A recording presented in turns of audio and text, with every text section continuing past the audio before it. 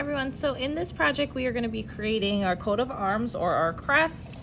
And what's really important about this is you get to decide what your coat of arms or your crest is going to look like based on your individual personality, which is really cool. But before we kind of get into the designing process, let's talk about the actual parts of our coat of arms. So as we reviewed earlier, there's different parts of our coat of arms or our crest. So usually on the bottom or if around the shield, there are words that's called the motto. Usually on the sides, there is some type of support. So on this one, it's the unicorn and the lion.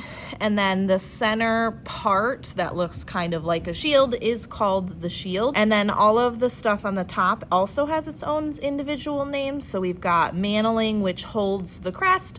The crest is on the top. And then there are little pieces that are in between the crest and the mantling. So really what you get to decide on these is what you want your crest to look like or what you want your shield to look like. So depending on which route you want to go, you may choose a smaller crest to fill in the mantling and the shield and all of the stuff on top, or you can go just with the shield to make your details look bigger. It's completely up to you.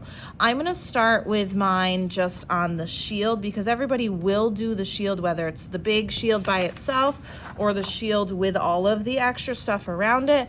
But what we wanna start with is we wanna think about symbols. So inside of your packets on your tables, you will see all of these different types of symbol guides, color meanings, examples of line divisions with symbols, symbols with different meanings, also different types of symbols that you've seen in pop culture. So that could include zodiac signs or symbols from your astrological signs. Even religions have different signs too, which is what you could include. And what's also cool is that colors also have meaning. So what you're essentially going to do is use these different colors, which could resemble or represent different moods or feelings or different things within your own shield or crest.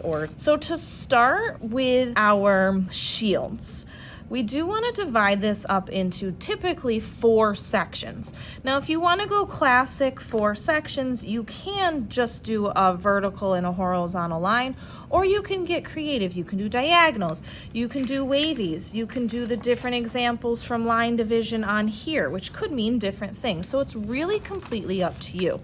Now, working in pencil, what I want you to do is start putting in those baselines to get your 4 sections. I did grab a ruler from a ruler drawer, and for this project, it's really important that you work lightly to start because if you do make mistakes, the lighter you work, the easier they are to erase.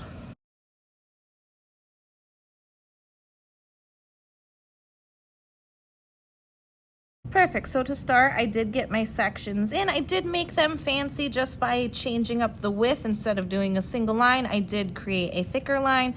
What I'll probably do is incorporate some type of color into this section later. Now, using your symbol guides, what I want you to do is start picking and designing symbols that will represent you as a human being. So if your culture or religion is a part of your identity, then you can pick symbols that represent that.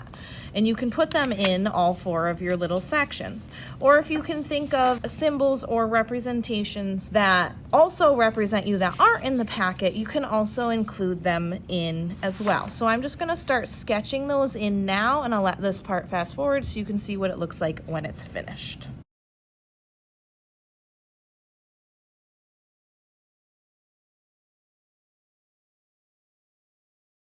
What's also nice about this project is you will be able to use the iPads to look up different symbols.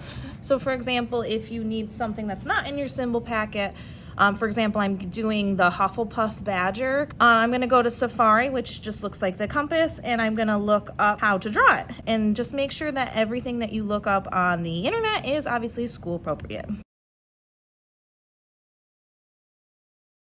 Okay, as I continue forward too, another thing that you can look up is different types of banners. So if you just go on Safari and type in banners, a lot of times within crests or coat of arms, they have some type of banner with some type of positive words or sayings. So if that's something that you do also want to include in, you can. You can see an example here where there's the "Be Beautiful" at the bottom where it's included in a banner. That's something that you want to do. You can do that within your crest or on the outside of it as well.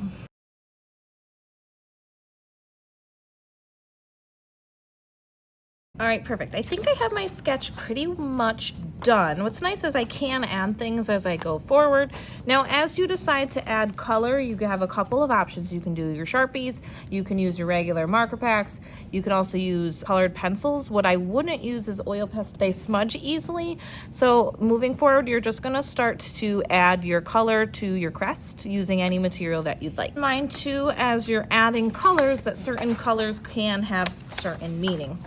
So blues, reds, blacks. If you need to double check your chart, double check this to make sure that your colors are representing the right things within inside of your artwork.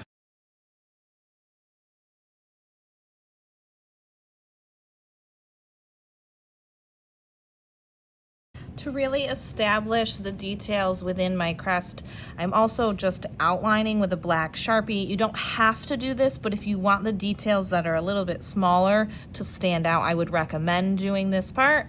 I'm gonna just continue ahead with my color after my outlines are done.